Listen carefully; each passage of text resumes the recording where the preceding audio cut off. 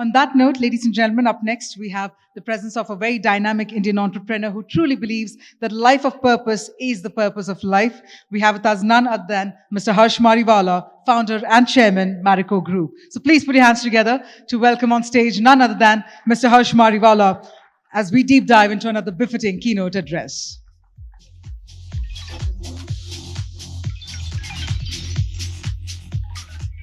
Good morning to all of you. I'm going to talk about the experience of corporates in terms of what can they do in this subject of sustainability. I think sustainability is just not a buzzword. It's a way of our lives, whether at an individual level, at a functional level in an organization, at an organizational level, at a societal level, at a national level, and also at an international level. So I think this is one of the most crucial times in the history of mankind where we have such a large challenge. And I think all of us have to do our best to contribute in whatever way we can do, depending on what is our influential capacity. For any organization, I think ultimately all the stakeholders play a very important role.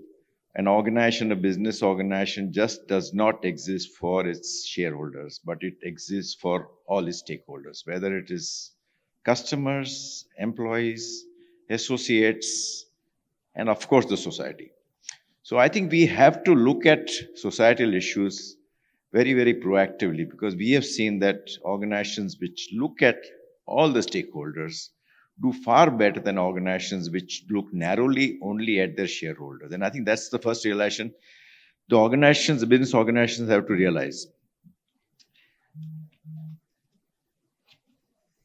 The subject of sustainability has got a little bit expanded in corporate life, and it's known under the acronym of ESG, which is Environment, Society, and Governance.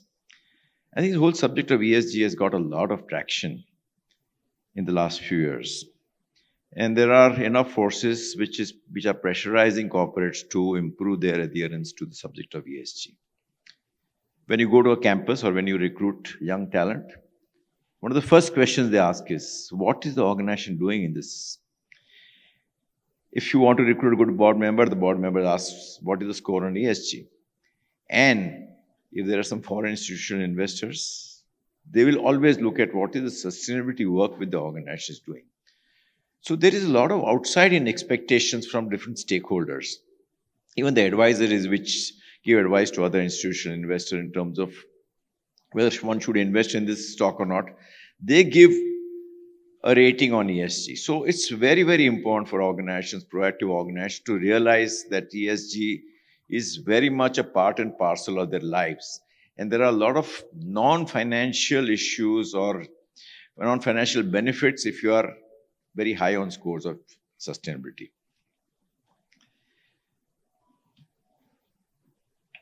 And I think it's a journey. It's not you do something and you achieved. It's a journey which requires top management commitment. I think the starting point is commitment of the CEO and the team, of course, backed by the board of directors. But at least in my company, what we've done is we've been doing this work for the last, not 2-3 years, we've been doing it for the last 8-10 years. I think the first thing to realize is that you have to remove escape buttons. When I say escape button, that means there has to be an exclusive team which is looking after sustainability. And their only work is sustainability and nothing else. I think that will give that focus, that thrust in terms of doing new things, which will be followed by a 3-year roadmap in terms of what can be done.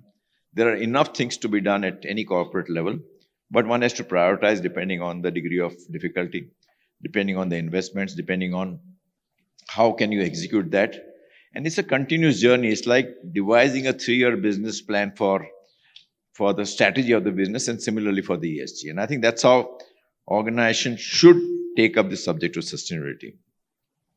There's a perception that there are no financial paybacks, and I have a big disagreement on that, because most of the time there are good paybacks, but the larger paybacks come by non-functional or non-financial benefits. For example, it will add to the equity of the organization if you're high on sustainability. It will improve the image of the organization. It'll help attract better talent. It will help attract better board members, better institutional investors. So I think most organizations are not accounting for these benefits, which are much larger than the financial benefits. Most of the time, at least in our cases, we've seen that there is a payback. It may not be as high as the payback for the business, but there is adequate payback for investing in that. But I have seen many leaders saying that how can I do sustainability? It will impact my financial performance. But they have a very narrow outlook when they look at this subject. I think the larger issue is non-financial benefits, which are far larger than the financial benefits. And corporates have to realize that the ecological damage which development does, we have to reverse that. It is our duty to do that. And if I go one step further, I think going beyond sustainability is what I just read about regeneration. Can you add something positive to the environment in terms of regenerating? Things like, say, organic manure, which is you're adding something to the environment and not just trying to rectify something, some negative which has been done in the past. I'll talk a little bit about two initiatives we have undertaken in Marico. Marico is a company in fast-moving consumer goods, and many of you may be using our products. We are primarily in personal care and food. And one of our largest brands is Parachute Coconut Oil. And I'm sure many of you are users of Parachute. It's a very large brand, sold all over India. And the main reason why we succeeded, if I look back at the history of Parachute, was that we brought in innovations in the area of packaging. Earlier, many years back when I started working, the business of coconut oil was mainly in tins. And we realized that if we converted the tins to plastics, we would be able to increase our market share because plastics is cheaper than tins. It's relatively more attractive. It's more convenient to use. And I'm not going to the innovation, but clearly we saw our market share jump up from 15% to 50% in a very large category of business. And if I give you some numbers, just to give you impact what that innovation made, we pack something like 70 million bottles every month. So whenever I spoke on the innovation story at any audience and in the open question answer session, every time, without fail, the question would come, but what are you doing to the environment in terms of harming the environment? And it was very, very frustrating to answer that question for me. At one level, HTP, which is packed in for Parachute, it can be reused. So theoretically, I was saying that it's reused plastics. But that was not cutting ice. Ultimately, in reality, a lot of plastics which we were using was going to landfills. And then I posed a challenge internally within the company that can we do something on this front. So the first step we took was to actually did a study on innovations in plastics. And that study was released about 2.5 years back. The study is done by Indian Institute of Science and Praxis Consulting. And they've identified 15 innovators in India which help in reuse of plastics, replace of plastics, and recycling of plastics. And very, very interesting examples. And the first step we did was, okay, how can we help them scale up? So alternatives to plastic made out of seaweeds and things like that, then other plastics which can be reused as bricks in construction. So many, many ideas came in and we helped them a lot. But that was not enough. And I was still feeling frustrated that this is not really addressing the core problem of wastage. So then we said that can we identify a partner? And we were able to identify a partner based out of Hyderabad, which is the whole business of that company is recycling and resustainability. And the name of the company also is Resustainability. And they do a lot of recycling of computers and many other waste materials. And we said that we want to do something in the area of plastics. Now, one of the companies which was identified in the study which we had done earlier was making very high speed recycling machines at the speed of about 6 tons per hour. And they would be able to recycle based on AI, different types of plastics, different brand names also plastic, different colors. And we said that can we do something? So we have signed up an agreement with them. And we are putting up a facility in Hyderabad and Raipur. So we wanted to select one big city and one relatively smaller city. And we will go into production in the next 6 months in terms of a big recycling facility. The biggest challenge in this is at the household level. How do we ensure that the household disposes of its waste in the right way?